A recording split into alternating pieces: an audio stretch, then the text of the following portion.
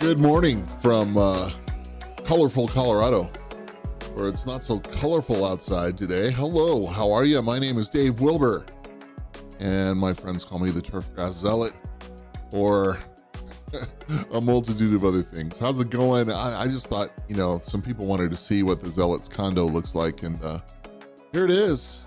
This is the spot. I find these backgrounds sometimes, it's kind of funny. Good morning, good morning, good morning. I'm just letting some people kind of get into the live feed here. And wow. It's so what I thought I would do is I wanted to kind of change it up a little bit. And I've been doing this on Friday mornings, and I thought, well, let's do a Saturday morning. And the reason the Saturday morning thing came up was just because I know when I was growing grass, Saturday mornings often were, it was that time when I kind of got everybody started, and then I could get in and get some paperwork done, that sort of thing. So I also get a lot of great feedback from people saying that, that they're listening to this while they're doing their chores and, that kind of stuff. So it's pretty cool. All right, let's get down to it. Good morning. Here's the real show. This is really kind of what my office looks like, and I don't know, maybe I'll add a couple of cameras and let you guys see, but this is my world. Got music and art and a lot of gear. I'm surrounded by, well, I'm looking at 7 monitors here, or 7 screens of some type. Well, actually, if I count an iPad that I use sometimes, I guess it's 8. Golly, that's a lot of gear. Welcome. Thank you for joining me this morning. I am happy to have you here. Please feel free to participate in the chat. This is kind of an Ask Me Anything kind of Saturday, where I'm happy to entertain your insanity in whatever form it may be.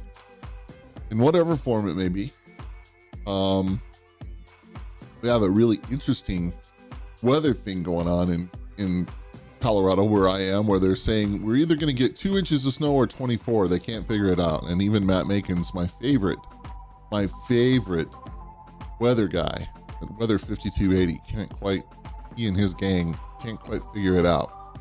So I don't know what that's going to look like, but I know that it's springtime. So we're going to talk about spring a little bit. We're going to do some of that. Actually, you know what? You guys want to see my notes? Here, let's do it this way. Let's see if I can pull this off. Can I pull this off? Look, I can. Wow, look at this. Okay, hey, I don't know. I guess when I put this stuff together, I just make a couple of notes, and yeah, there it is. Zealot Saturday. So today I think we'll do my update, my kind of ramblings for a few minutes while everybody's getting into the chat. We'll look at some 2-minute turf talks from Earthworks today. I want to do that. I really am impressed by what they're putting together. And as you guys know, I've participated in the Earthworks world. Whoa, we don't want to do that. Quite a bit.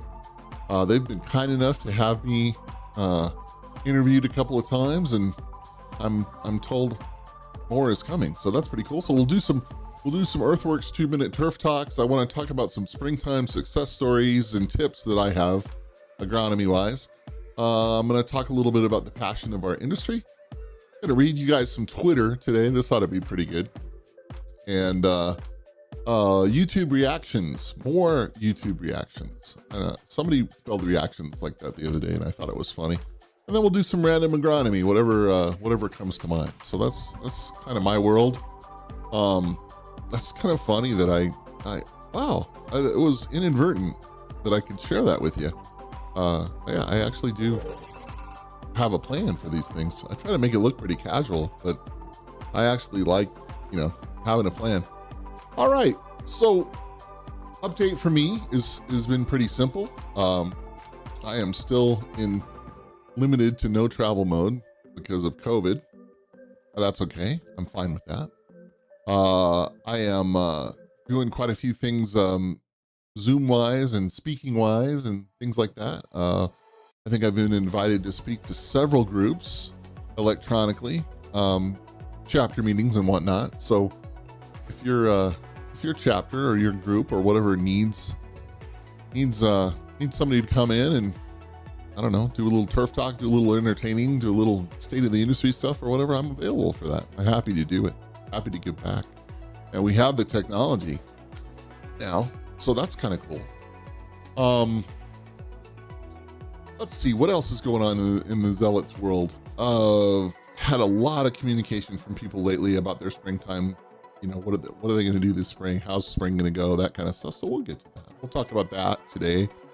And let's see, music-wise today, what do I have going? I picked this kind of random electronic playlist. We use Epidemic Sound for my copyright-free music so that we don't get copyright struck. And yes, I would certainly love to have something more mainstream, but that's not how the world works these days. So we subscribe to a service that allows us to use copyright-free stuff. And I've got this kind of electronica playlist going here, so who knows?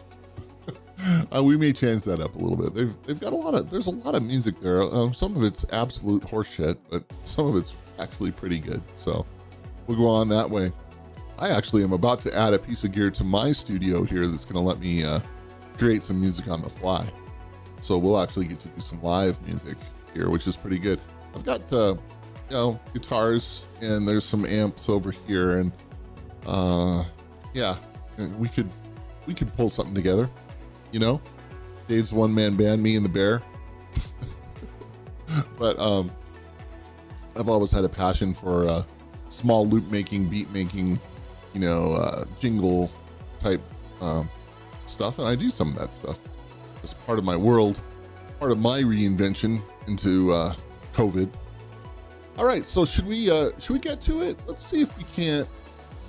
Let me do this. So I've got the Earthworks channel up. We'll go back here. How am I going to do this? Like that. Yeah, we'll keep me down in the corner. And so I've got the Earthworks page up here. What should we do? Let's see. Should we look at a couple of turf talks from Earthworks? I think we will. How about what's your bio value? That looks pretty interesting to me. Come on, let's fire up Joel Simmons and see what he has to say. What's your bio value? I like this. Okay. I guess we need to kill the music. And I guess we need to. Hi, I'm Joel Simmons, and Dave Wilber can't figure out how to get. That's really weird. Seems like that should be up and running. Huh? What are you doing? Mr. Simmons? Give me some audio, please, sir. All right, hold on. We're going to get this. Oh, that's not it. All right, give me a second. I have no idea why that did that. What if I bring it over here? Can I get it on this screen? Oh, I hear it. It's in the system somehow. Wait.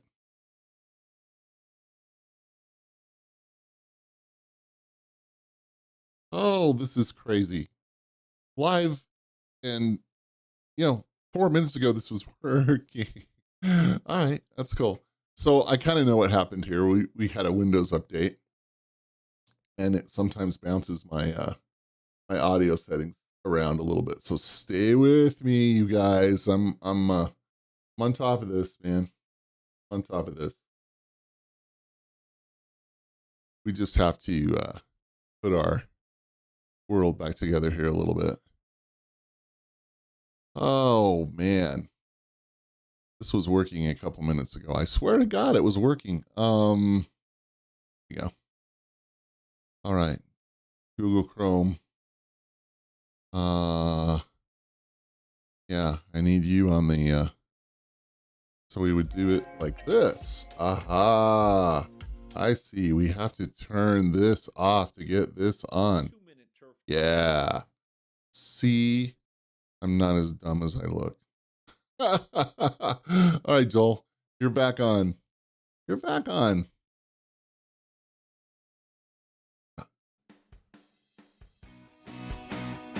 All right, let's make him big, huh? Hi, everybody. I'm Joel Hi, Simmons Joel. for another 2-minute Turf Talk. Do you know the bio value of your program? This is a concept we've been talking about. Oh, this is so good. This is cool. This is good, man. Okay, I'm all excited. Let's see. Can you guys want to see less of me? Yeah, less of Dave. I still want to be on the screen with you, but let's do it in a little Mystery Science 3000 kind of thing, right? Okay, here we go. Oops. Here we go. About for a long time, and simply stated, the bio value is telling us how active is microbial activity in the soil. Most turf managers are well aware of the importance of microbiology in the soil, but understand that lots of things that we have to do in turf management can affect microbiology in a negative way. And Mother Nature is often not our friend. When the temperatures are really high, microbiology doesn't work as well as it should, or as well as we would like it to work. So, what we are trying to do is constantly be moving the pendulum of bio value in the right direction. We want to make sure that when we have these negatives that affect the microbiology, we start to come back with applications of material that helps us move the pendulum into a positive bio value position. How do we do that? We do that by making sure that we're applying on a regular basis available forms of carbon. That's what's going to stimulate the microbiology, and that's what's going to move our bio value in the right direction. And this is especially important during the heat of the summer when typically the bio value is at its lowest. Don't forget that microbiology is going to do an awful lot for us. It's going to help to digest lignous carbon or thatch. It's going to help to mobilize nutrients from the soil into the plant. It will create a checks and balances for pathogens, suppressing disease. And maybe most importantly, it's going to help us to manage moisture, holding moisture in that soil by creating humus through the digestion process. Here at Earthworks, we have been building products for 30 years plus to help you create the strongest bio value that you can in your turf so that you can be as successful as possible. Thank you so much. You know, I think that's a really good point that Joel puts out there, is that they have been doing that for like 30 years. Pretty cool, huh? That's cool. Bio value. I like that. Let's see. How do I deal with, I have so many monitors here. Jeez. Come on, Dave. Oh, there we go. Okay. There's the little thing. Should we do another one? No, let's not do this one. Again, we did one. Let's go back. Should we look about gypsum? Let's see what Joel says about gypsum. Let's do that.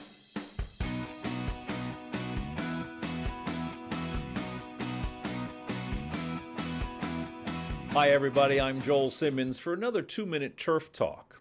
We've spent some time on the Turf Talk talking about limestone or calcium carbonate. Today, I want to talk about calcium sulfate or gypsum. Take a look at this soil sample. On number 4 and 5, you can see very large calcium deficiencies.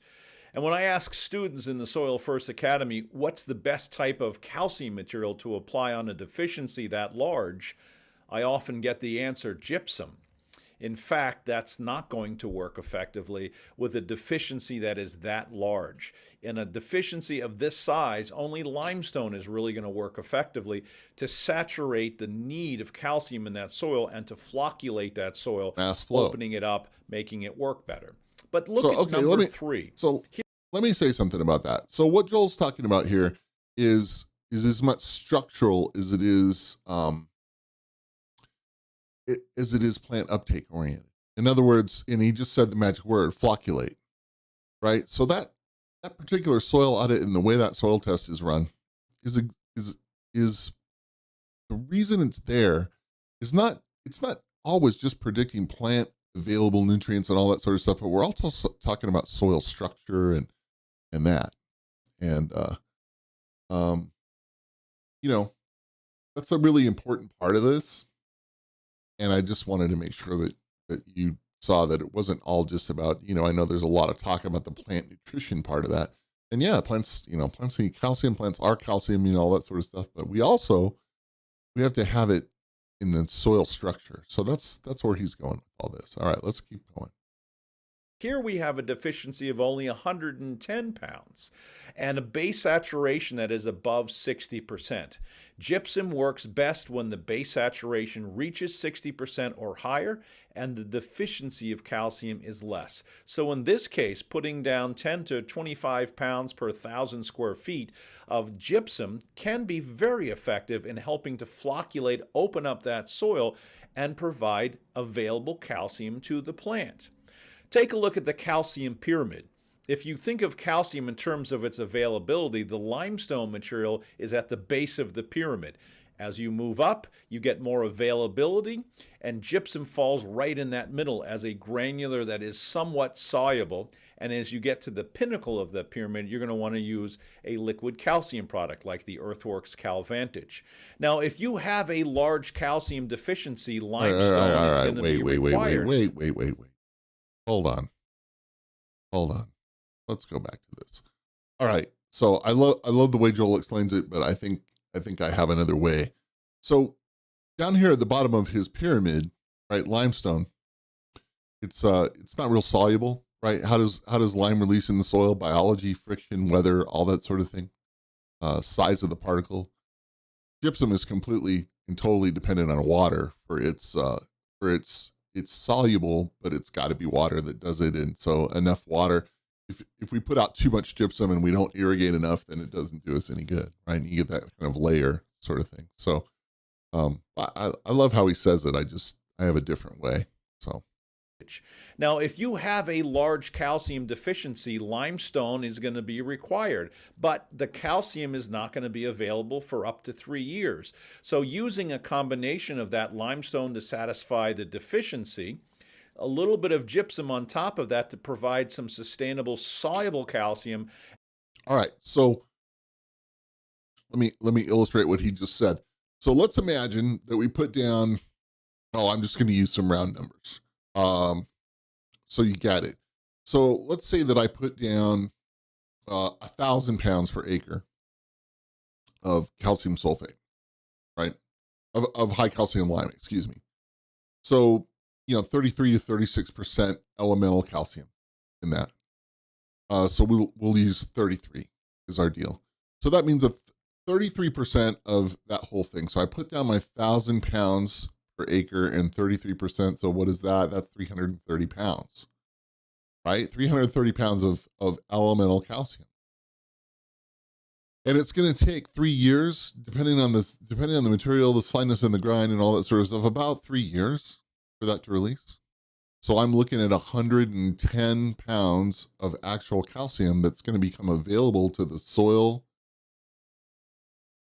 It's going to be part of the soil colloid. It's going to be all that. So, working with calcium is not a bang for the buck kind of thing sometimes when you talk about immediate excitement.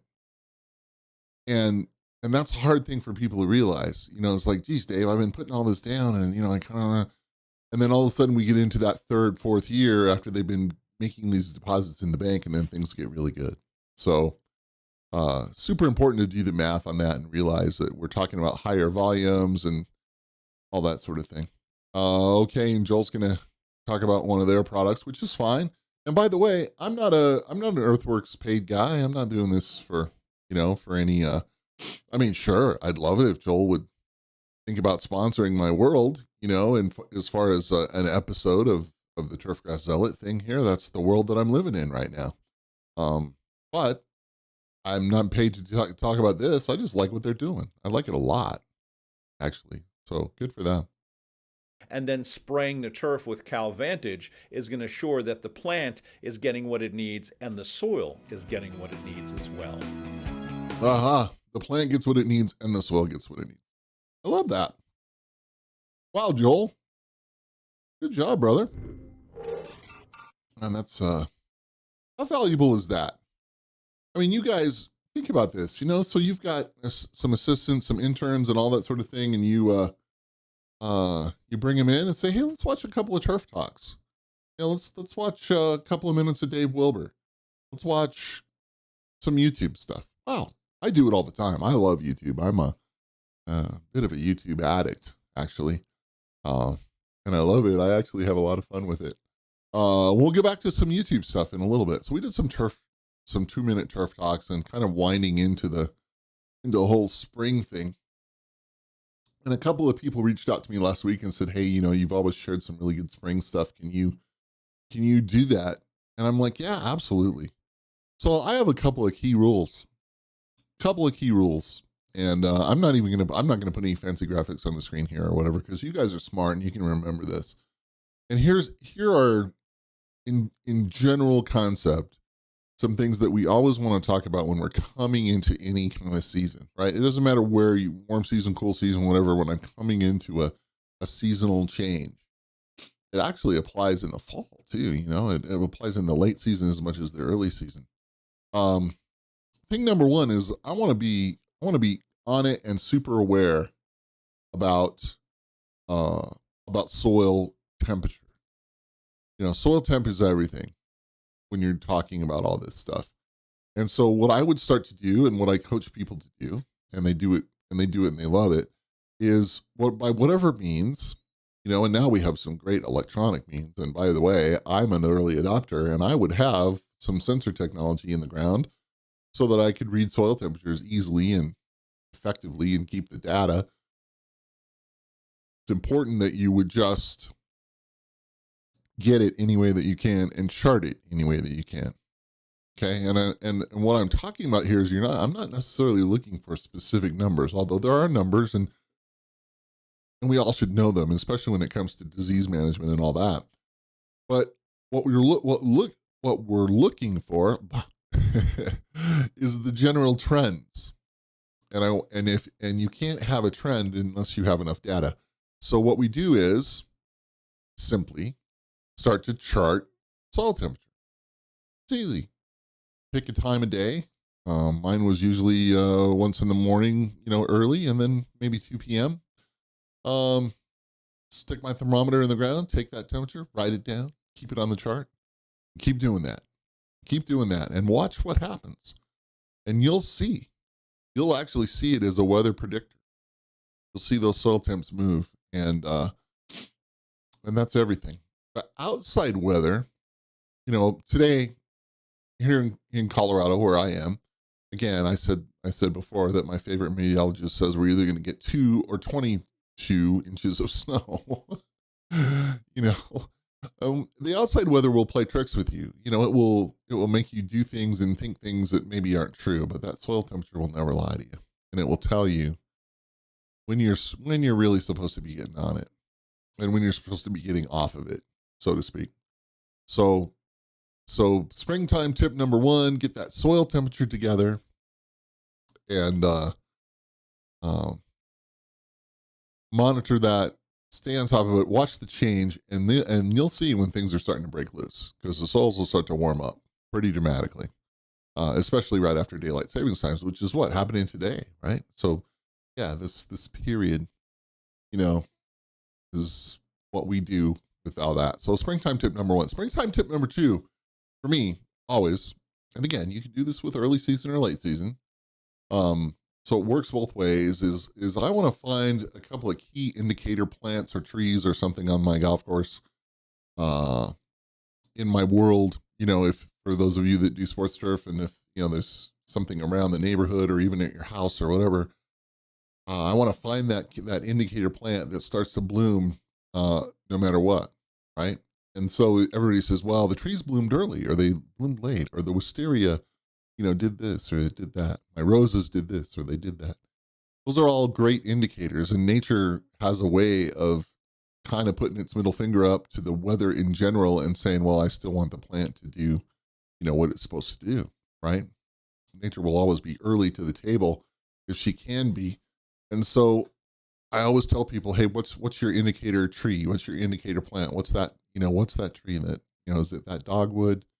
Is it that, what is it that makes you say things are changing? Things are changing rapidly here. Because, hey, look, we can all mark on the calendar, say, hey, this is the day I'm going to put down my pre-emerge, or this is the day I'm going to do this, that, or the other.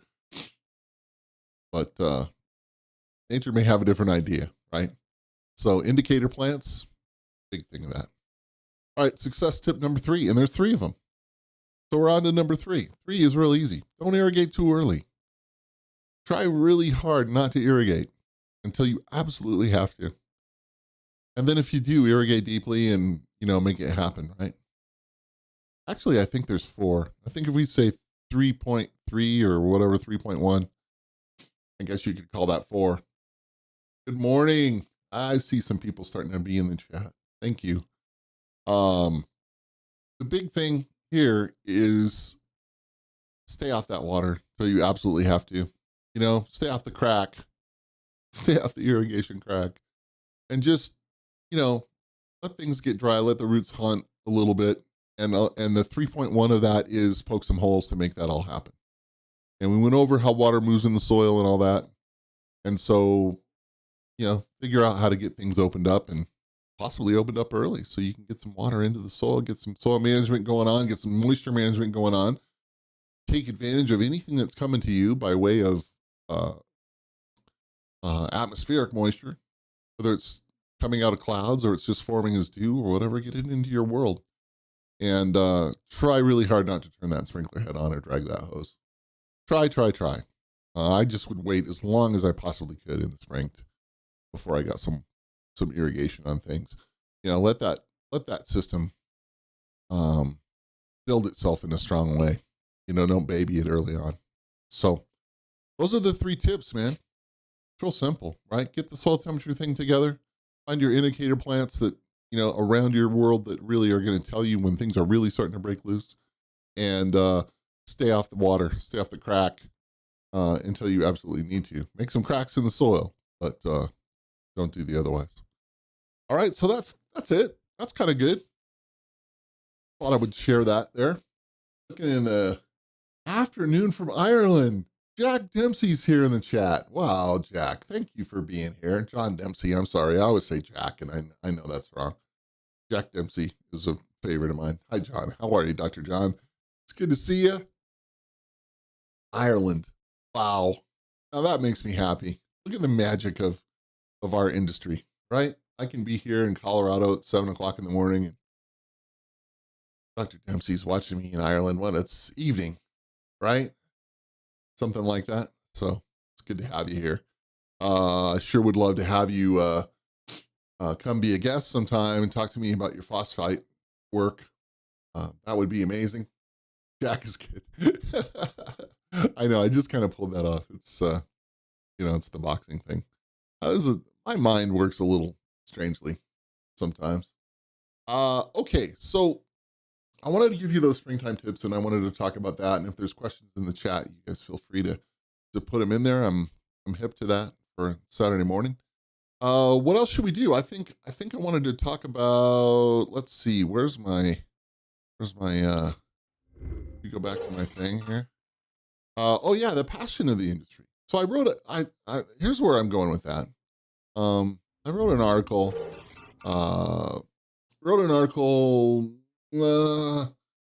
I guess I wrote it back in December, and it came out here just recently in the Rocky Mountain chapter of the GCSA's newsletter. And I was just talking about 2020, and it was really interesting to me because a few of us had a little text exchange the other day. I happened, speaking of Joel Simmons, Joel Simmons and Kevin Hicks were in town teaching a class, and they invited me and a couple other people out for dinner, right? That was, I believe, that was the 11th of March, 2020. And the restaurant that we went to was a pretty cool place. It was near one of the sales guys who represents Earthworks in town, Mark. Kenny Troutman was with us. We had a really good evening that evening. And, you know me, man, I like nothing better than to sit around and talk turf with a bunch of nerds. And it was fun. You know, Joel and I like wine, you know, so we had a little look at the wine list thing, and the place had a great wine list. So that was fun. And I don't know. You know, we were all driving, so I don't think anybody was interested in drinking too much, but you know, a great wine with dinner is a fabulous thing. And so anyway, we were just talking grass and just having a really good time. And then, you know, all of a sudden the conversation got kind of sober, and the whole COVID thing was coming up. And I really was being quiet about it because that particular day, during the day, I had canceled plans for a pretty big travel thing. Which I hope I'll get to do someday, but it was a pretty gigantic, for me, decision, you know, both financially and just emotionally, to cancel this bit of travel. And, you know, I was sitting there and I was sitting with these guys, and I was thinking to myself, geez, I don't know what this is going to look like. Like, I have no idea what 2020 is going to look like. Shit, this could be, you know, I could be that, who knows what could happen, right? I mean, I was just kind of bewildered, but I was really happy to be out with some friends. I was really happy to be talking turfgrass. I was really happy to be, you know, just with people, you know, for a minute. I'm sometimes a bit of a recluse. And so, you know, it's good to get out. It's good to talk to folks and get out of the office a little bit and still be able to talk grass when I'm out of the office. It's a pretty good thing for me. So we're sitting there, and all of a sudden, you know, it's like, and we start talking about, you know, because these guys have been flying, and it's like, and I said that I think it was about 2 weeks before that, I was speaking in Michigan, at the Michigan conference, and I said, yeah, you know, we saw some people wearing masks in the airport, and you know, blah blah blah blah blah, and yeah, this place was packed, right, and there was like a bar next to the restaurant, and it was packed, and you know, everybody's having a good time, you know, super yuppieville, like restaurant near the condos, near the, you know, near the line where everybody could ride to downtown Denver. I mean, you know, super cool place, right? You know, very, I don't want to say very yuppie, but just cool. Cool. Denver's cool. There's lots of cool stuff going on here, and that was cool. And we're just talking grass, having a good time, laughing, yucking it up, and we go outside, you know, getting our cars together, and everybody's just kind of looking at each other, and I'm like, yeah, you know, and I said it, and I didn't really know what I was saying. I said, I think we're gonna not see each other for a while. I looked at Kevin Hicks and I said, I don't think we're gonna see each other for. And you know, you kind of look at, you know, like the dog watching the television. You know, kind of, woo, you know, what does that mean? Woo? And it's like, oh, okay, see you later, right? And we, you know, and off we go. Well, you know, March 11th, 2020. 5 days later, Denver, in Colorado itself, completely shut down. You know, it was absolute lockdown. It was shelter in place, right? You remember that? I do. I had to go out a couple times, and there's no cars on the street. I mean, it was kind of apocalyptic, right? Like, oh crap. You know, the world just shut down. And we're joking about it a few days before that. So, you know, I don't have to explain to you guys what all the what's gone on since then, but I will tell you that in the weeks that came, I started getting phone calls from, you know, from superintendents, from friends, from, you know, from people in the industry, kind of going, hey, what do I do? You know, we're talking about being open. We might open, we may not open. I don't think we're going to be open, but I mean, do I take care of the golf course? It's springtime. You know, do I fertilize? I don't even know if I'm going to have a crew. What do I do? I mean, the questions were just one after the other. And we made some pretty easy decisions about some things, like, yeah, it's probably a good idea. John Dempsey saying March 12th, we were in New Jersey and lucky to get home, and no travel since. Exactly, March 12th. That's right, John. You were in in the States. And I remember that. I remember that from your Twitter. So we, I feel we had phone calls, I don't know, Skype meetings, whatever. Um, some superintendents, hey, would you mind if my general manager talks to you, or can the three of us get on the phone? Sure, we'll do that. I mean, it was just, it was nonstop phone time, right? And some stuff was easy. Hey, we're gonna, let's get all the bunker rakes off the golf course, right? Let's get all the course furnishings off the golf course. Stuff that people are gonna touch. And then, the all famous pool noodle thing came up. Hey, this is the way not to have the guys reaching in the cup. We'll stick a pool noodle in. Some people were like, maybe I ought to just pull the cups up. Maybe we just had no flags. No, we can't do that. Okay. So, golf is going to now come back in a little bit. We're going to have, people are going to play golf. They can't do much else but play. They can't go bowling, and they can't, and here in Colorado, like, ski areas were closed and stuff. So golf, sees the opportunity. Pretty cool. Right. So I wrote this article for the Rocky Mountain. And I was just saying that I just saw this superhuman effort during that time, and since that time, I watched people have so much care and consideration for their crew, for their staff. It's like, man, I don't want anybody to get sick. I don't want to lose anybody. And we had some reports. There was, several people that had, people on their staff get COVID, and they had to go through various forms of quarantine, and sad to say, a couple of people died. And there have been some very sick people. I was actually one of them. I was sick through the whole month of December, and my doctors couldn't figure it out. And now they kind of believe that was the COVID thing. So, December and early January for me were a nightmare. I was as sick as I've ever been in my life.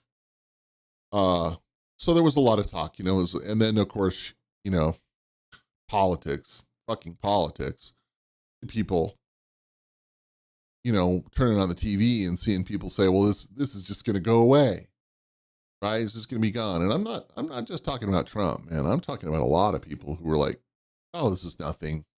This is nothing. One of the radio guys I like to listen to, I think he's an excellent broadcaster. They're out of Northern California. Armstrong and Getty, there's two of them, right? And I always listen to those guys, and they were just like, oh, it's no big deal. Well, everybody's going crazy. Things on lockdown. I'm like, I don't know. Kind of seems like maybe there's some sick people out there. And there was, and there have been. But our industry rocked it. We fucking rocked it.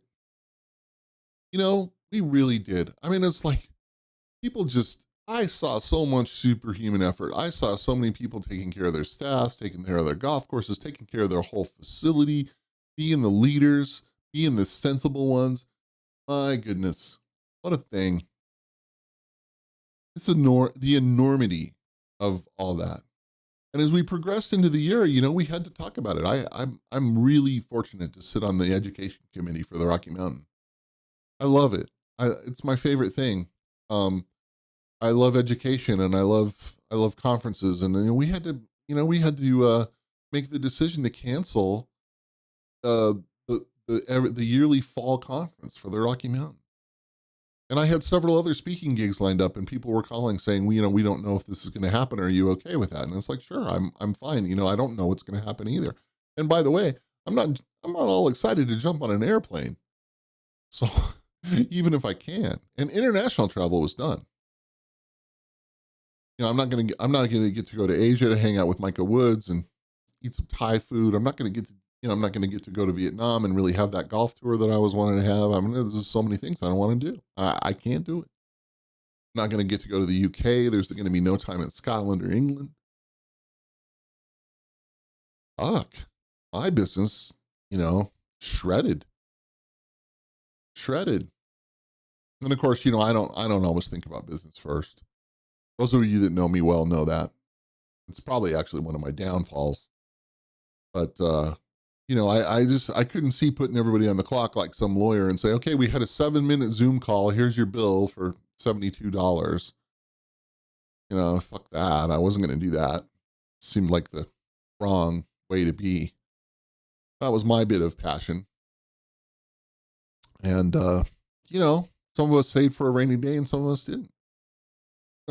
I haven't always been good at that either, but I make it work. I make it work. I have possibilities in my life and I make it work. But, I'll tell you, let's see if I can, here, we'll get close. We're not going to get this close. I'll just get this close. I'll tell you, man, I'm so impressed with our business and our world. We just did so many cool things, I watched people do so many cool things, so many inventive things, so many great things, and I'm so impressed. I continue to be so impressed. I'm impressed. I've always been impressed with the people in our world, but I'm even more in awe. I'm in awe of the passion and all that stuff. And even going forward, big GCSAA trying to figure it out, trying to figure out what to do. Do we have a conference? Don't we have a conference? All the chapter stuff, I was fortunate to speak to Tim Krieger about the North Carolina plans one day. And I was just like, wow, listen to the passion. People are like, hey, we want to still do good for our business. It isn't all about making money. It isn't all about, selling stuff, whatever. We want to do better, right? I don't know what's going on with my light here. It keeps fluctuating. I think it's because my outside lights are fluctuating, or the clouds come and go.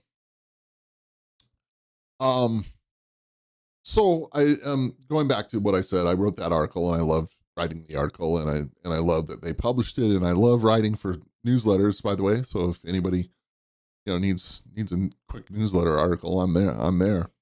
The writing thing is my it's my real passion. Well, communication is my passion. I shouldn't say the writing is my real passion. It's all a passion for me. So that's what it is. All right, let's see.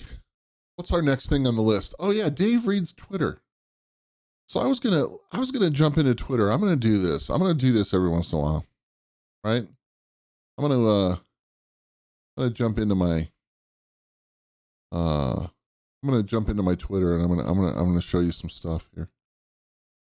And what I did is, I'm not gonna put this on the screen. I did this yesterday, and it's one of the things I love about Turf Twitter is there's a ton of people that love music in Turf Twitter.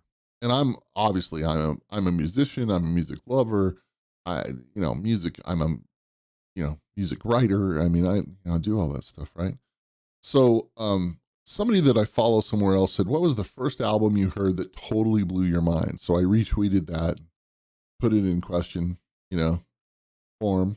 And that question that I did yesterday has gotten like 80 responses. If I look at the activity here, we can go a little further. This thing has made 20,000 impressions. It's done 516 total engagements. It's been expanded in a whole bunch of ways. It's been replied to 75 times. There's 79 times actually now. It's created a bunch of stuff, right? And I don't always dig into the Twitter analytics, but I did on this one. And so I said, what was the first album you heard that you blew your mind? And for me, it's hard to pick one. I hate those things. What's your favorite song? What's your favorite music type? It's just impossible for me to do that. But I think it was pretty easy. Is Dark Side of the Moon, right? Pink Floyd's Dark Side of the Moon. That was my choice. And I said my close second was Van Halen's Women and Children First. I think when I first heard The Cradle Will Rock, that guitar riff. And I had been bumping the camera. I'd been a fan. So it was great to see. It was great to see the, like, I love this, right? Keith Lamb said, like, he is the wide ranging thing. The Doors, what did he put? Oh, The Doors is Morrison Hotel. and Jeff Buckley's Grace, 9 Inch Nails, Pretty Hate Machine. Oh my God. Like, that is such a good album. And I'm like, oh, these people are great. We had some, Rick Michael had Rush's Moving Pictures. There were a lot of people that had Dookie from Green Day. Drew Paxton, Zach, my buddy Zach had that. The Fish Heads came out in force, with their stuff from Fish. Let's see. I don't know. There were some obscure things. I think there was a lot of people that said Dark Side of the Moon. We had some Tool fans come to it all. The first Boston album, Dave Reagan said the first Boston album, and I could agree with that. And part of the reason I could agree with that is because Tom Schultz and the guys, were, I mean, that was, that thing was one of the heavily produced things. There were some very obscure references, some that I don't even know. A lot of Green Day, a lot of Green Day Dookie stuff. Mitch Savage came out and he actually, wrote about Incubus and Make Yourself being his thing. And he wrote a really great thing about it. I mean, there's so many great music people, Status Quo 12, Mama Teresa Wybro. I love that. There were some Kiss fans. Matt Wharton came out with Kiss, Kiss Destroyer. Kevin Hicks said the same thing. The Pearl Jam folks came out. A lot of Radiohead, which I agree. A lot of people looking at, what was the Benz is the one that, got me. Fleetwood Mac's Rumors came out a bunch, which I love. I love the fact that people recognize how greatly produced that thing was and how beautiful that was put together. Lots of Master of Puppets references. A lot of their debut albums for Rage Against the Machine, which I love. Chuck Barber had a really good. He had Slayer, Springsteen's Nebraska. Nobody mentioned Springsteen until Chuck did, which surprised me. Some of the older guys, of course, we had different things. A lot of Nirvana references, which is cool. The Nevermind album is fantastic, right? Butch Vig, amazing producer on all that. Zach Bauer was again Green Day's Dookie, and lots of people agree with that. I love this one. Somebody said my dad's Jimi Hendrix Experience cassette. I love it. Will Phillips. I don't know if he follows me or if I follow him, but Stone Roses. And I love that somebody came up with the Stone Roses because they were such a big lead in to, what became grunge. Metallica's Black Album got some mentions. I mean, look at all this. Black Sabbath's Paranoid. Plenty of people talking about Pink Floyd's The Wall as well as Dark Side. And a lot of people giving themselves a hard time. I love this, man. Mark Trent said Led Zeppelin's song remains the same. And the Allman Brothers live at the Fillmore and Leonard Skinner One More for the Road, all live albums. He says, I like the live music albums. John Dempsey says he was in London, 17-year-old in 1973 when Dark Side came out. I was working for a company called Electrosound, and the building, so I sold their equipment. Really? Oh my gosh. John, that's amazing. That's amazing. I'm a gigantic David Gilmour fan and Roger Waters fan. So, good for you, man. Yeah, some Fish Head, a lot of Fleetwood Mac rumors. Some people mentioning the Paul Hurst. By the way, if you haven't followed Paul Hurst on Twitter, please do that. Greens Pro, and he and his lovely significant other do great music there. A lot of people said the Joshua Tree. Paul said The Cult, Electric, fantastic album. You know what? Paul's pretty handsome dude, man, but I'm like, and I'm not, not gay or anything, but that made me want to kiss him. Beastie Boys, I love this one. Cal Koenig said Meatloaf. Meatloaf. That's so great. I love that. All right. That's kind of it. That's what I wanted to say is, I think Turf Twitter amazes me with their music stuff. And if you can't read through that list and see that there's a lot of music that ought to be looked at, that ought to be gone back and looked at, if you don't know some of those references, right? If you've never sat down and listened to Green Day's Dookie, doesn't matter if you're an alt music fan, indie rock fan, whatever you want to call it, if you never sit and listen to it, you got to listen to it. And I feel the same way about so much music. We'll get more into it. John reminds me that we need to do some Britpop stuff. I need to give my Oasis talk at some point. Okay, YouTube. What have I been doing on YouTube? Well, besides producing some YouTube stuff and getting ready to produce more, what do I watch on YouTube? You guys really want to know? Well, I'll give you one. Hold on. Let's get back to the. Can I get back to the? No. This is the one. Okay. I watch Davey 504. A lot of it because I'm a bass player. What's up? Slappers. Every day you guys keep asking me one question. Do I have a girlfriend? Real OG epic fans already know the answer. Now look, this guy gets millions of views, millions of likes. I have no idea if this is really his accent or not. He's always saying, at so many follows, at so many views, he's going to do his real accent. I don't know. I kind of have the feeling this is, that this is not his deal, but I don't know. But the guy's a great bass player, right? And he's a great analyzer, and he makes great videos. And it's like, slap like.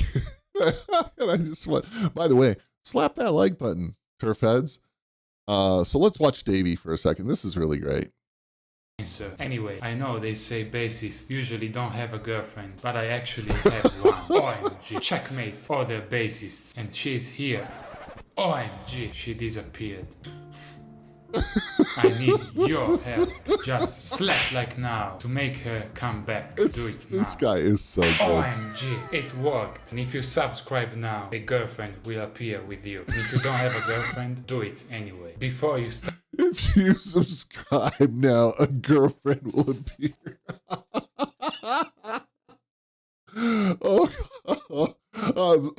Oh man, I'm sorry. That's so good. The whole joke about the bass player never having a girlfriend, All right. Plus, I think Davey has the same chair that I do. So we got that going for us, which is nice. Start asking, she is not Filipina, Indonesian or Malaysian. She is indigenous Taiwanese. Get your facts straight. But why is she my girlfriend? Because we met many years ago and fell in love? Wrong, because she can play bass. Epico. And today is our anniversary. Thanks for the comments. And as a gift, I'm gonna teach her some epic slap bass riffs. Very romantic, isn't it? Before we begin, I just received a question from you. How did you guys first meet? She discovered one of my bass videos on YouTube back in 2013. She sent me a message and then we started to chat. And here we are, almost 7 years later. And that's the power of bass. Epico. Anyway, as I said earlier, she plays bass, but there is always something new to learn. So I'm gonna teach you 5 different slap bass lines, from a very easy one to an extremely difficult one. And if you have a bass, grab it now and join us, Stronzi. Are you ready? I'm not going to grab my bass. First bass line. It's the easiest one and every bassist should know how to play it. It's this one.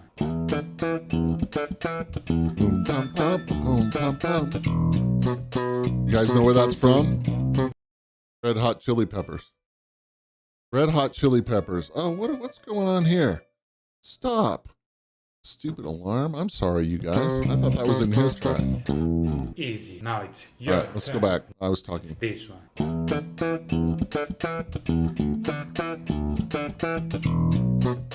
Please. Easy. Now it's your turn. Now, can No she pressure. play it? Do it now.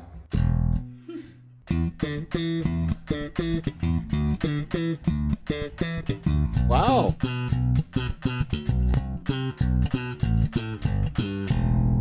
OMG. Easy. Rhythm's off a little bit.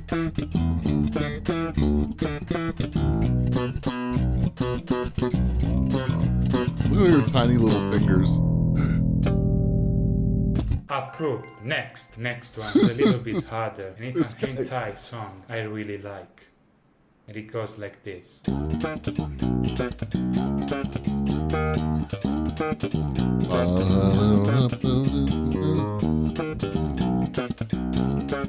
He just has such great right hand technique. Pretty cool, isn't it? Your turn. No pressure.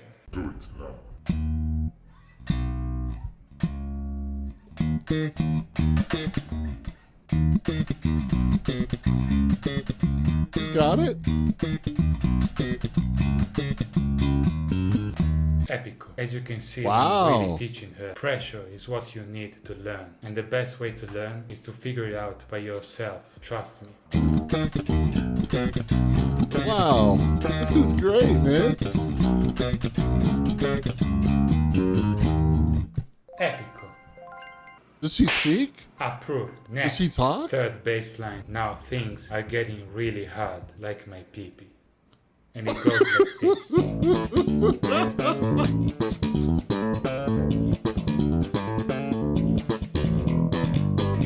Pretty easy, isn't it? Pretty hard, isn't it? Prego. The first note is A.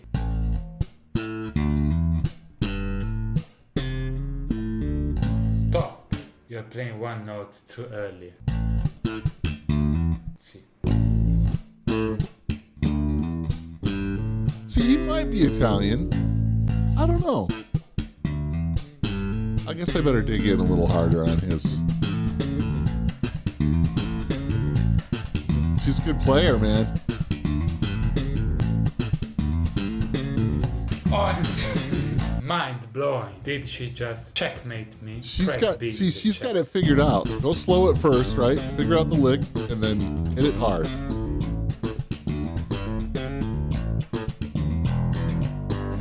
Very good. There is still something to fix, but overall, pretty epic. Does job. she speak? Slap bass number 4. Does he- You have does he to let be her a talk? pro to be able to play this perfectly. This slap bass line is also very long, like my pee-pee.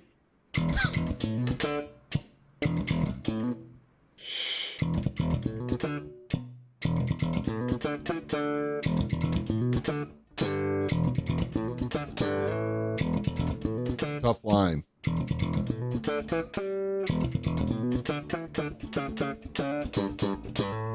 Checkmate. You need to play the East. He's got big hands.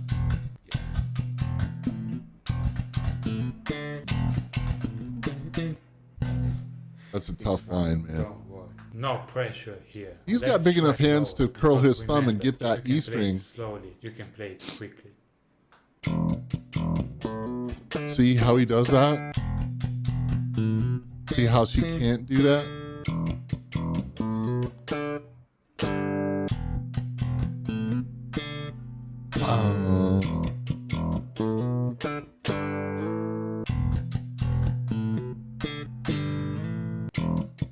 Nice.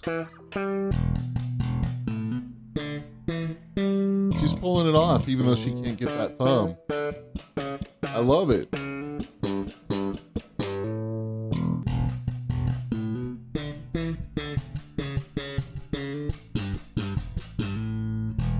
Pretty good, especially for the first. Pretty good.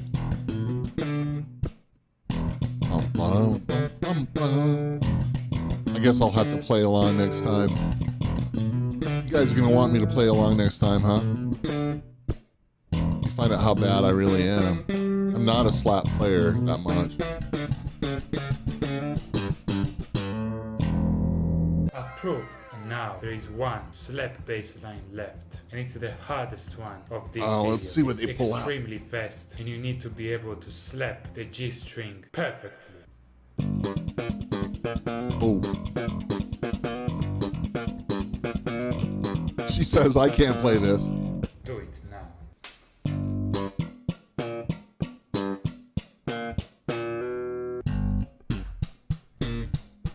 So see how he brings his finger down to it? I can't do that. With the G note. My fingers are too big for that. This is very hard, and it's fine if you cannot do this. I Slap can't like now. play this. Let my girlfriend to play this impossible bass. It would take me 10 hours to pull this together. I just don't think I could do it.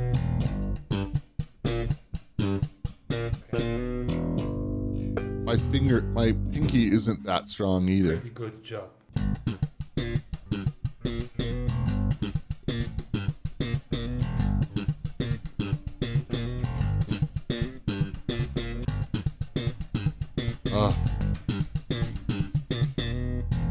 Epico. He's a good player. The last impossible bass line. Check this out. Oh, there's a 6.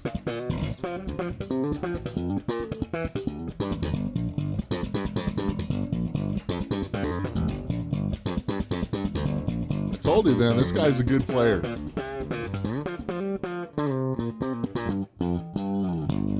Checkmate. Now it's your turn. I knew it, but there is one solution to help her to play. She doesn't this. speak. I'm gonna use my holy touch. Let her Now. speak, dude.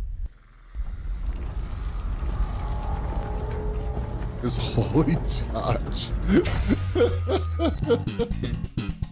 Oh, no.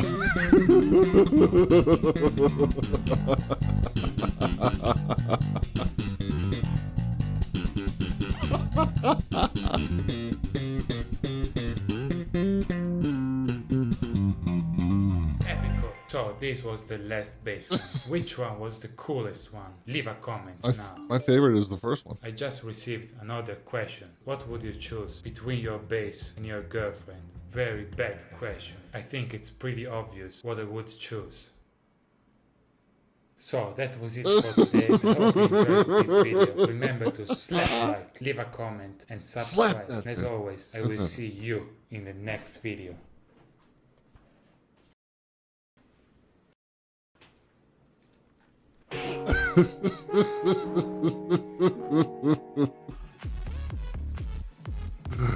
All right. Okay, that's my world. Like, you guys want to know what I do when I watch YouTube?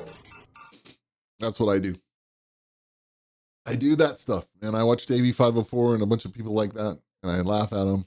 And I just, it's good for me, man. It's good to laugh. It's good to have a good time. It's good to have fun. It's one of the reasons I'm a gamer.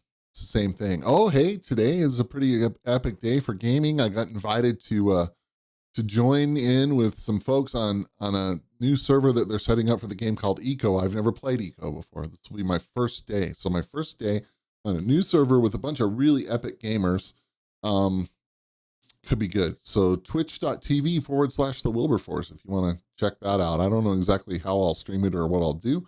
I don't even know what the rules are for all that. So there it is. Okay, my last thing on my list today was random agronomy. I don't really have any random agronomy. There's nothing that's come through in the chat. So I don't think we'll do anything random.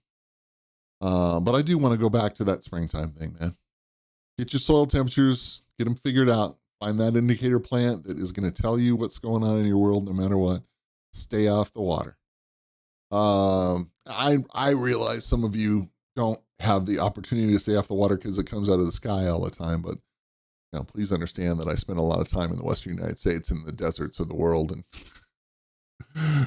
where we have to put it down. Mexico, places like that. All right. Well, listen, that's me. That's going to be us today. And, I think, what can we do? We can probably put some music back on. Can we do that? Here we go. What? No, I don't. No. Oh. How about there? Yeah. All right. So we'll put some music back on, and I'm going to tell you guys that I love you. I'm glad that you've been watching.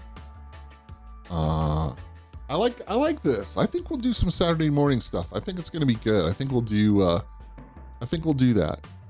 You know? Yeah.